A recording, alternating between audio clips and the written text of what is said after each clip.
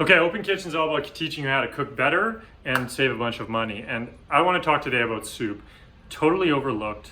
People don't understand. You get a giant 16-quart soup pot, okay? That's what you do. You go to the store, you get a giant 16-quart soup pot, and once a week, on Sundays, if you're watching the game or chilling out or something, you make a soup. It could be something as simple as farro and white bean and sausage and kale. It could be a chili.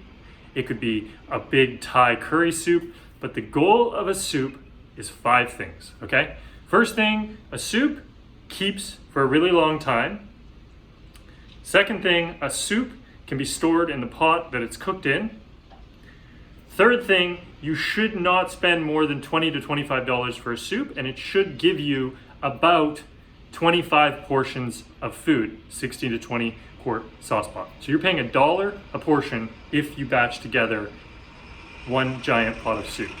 Fourth thing is soup is a very, very easy thing to digest. A little broth in there, it makes everything very easy to eat. You feel good when you eat it. You can actually eat a lot of sweet potatoes, beans, farro, rice, whatever's in there, and if you eat it with the broth, it's just very, very easy to digest, and you don't have that lump in your stomach as if you were to eat those ingredients dry. The fifth winning point for soup, and it's often overlooked, it's something you have to understand, is that soup always is comforting, okay? Makes you feel good. You feel better after soup. It's hot, it's brothy, it's tasty. It's very delicious. Your family should like it, your wife should like it, your husband, whoever you're cooking for. So it's delicious, it's easy, it's cost efficient. Those are some obvious reasons for soup. So let's talk about how I would approach cooking a batch of soup. No recipes, I don't care. I don't want to use a recipe, I just want healthy food.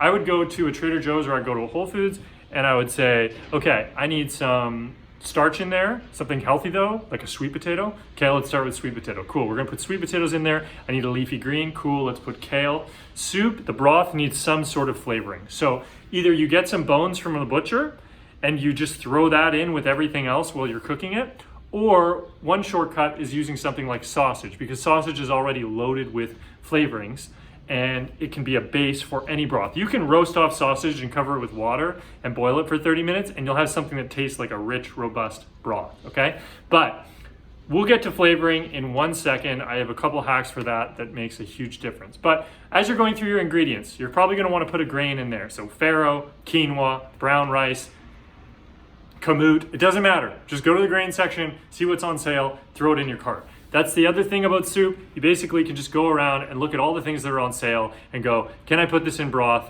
and it will taste delicious? Okay, cool, I can save money and throw it in. Okay, that goes for meat too, right? Obviously if beef bones are on sale or if ground pork is on sale, you can use that. Or if chicken backs and thighs are on sale, you can use that. Anything go in the soup pot, that's the whole point. If you go down south, you start hitting jambalayas and you start hitting great stuff like that. All those recipes are basically built off necessity. They're built off putting whatever's around in the soup pot, okay? So don't be afraid to just mix and match whatever you want. Talking about flavor, and this is sort of the main point I want to make in the video. Soup is the most incredible way to empty out your fridge. You can go in, if you want to make a great tasting stock, you already have umami laden, huge flavor, sort of liquid versions of a Bovril cube or a flavoring cube in your fridge. Ketchup, soy sauce, whatever leftover sweet and sour sauce you have, the sriracha you have, that tiny little bit amount of mustard that you have in the bottom of your bottle. I'm talking, you go to your fridge door and just start emptying bottles into the bottom of your soup pot. And when you fill that with water, okay, all those flavorings are gonna disperse and it's gonna make a very tasty, wonderful broth, because all of those ingredients have usually spices, big umami flavors like tomatoes, or they have concentrates in them. You know, you think of leave-in pairings, has tamarind in there. It's a great sour. It has spices. Ketchup, you've got tons of tomato paste. So just empty condiments into your soup, okay? Add your vegetables. If you want to get really into it, you brown off your meat before you add everything else in there. Give it a boil for 45 minutes. Here's the last key. Soup always tastes better the next day. You hear it, but it's real. It's because basically all that stuff's just marinating together. So even if you cook your soup for 30 minutes, because you don't want to like overcook all your veg and you don't want to like make it all mushy, leave that. Turn it off, let it cool on the stove, throw the whole thing in the fridge. I guarantee you the soup will double in flavor by the next day. That's 5 minutes. I try to keep them to 5 minutes. This has kind of been a soup rant. But at Open Kitchen, I just want to open your eyes to how incredibly easy cooking can be. I want to tear down the constraints. You don't need a recipe, okay? Walk into your grocery store, look at what's on sale.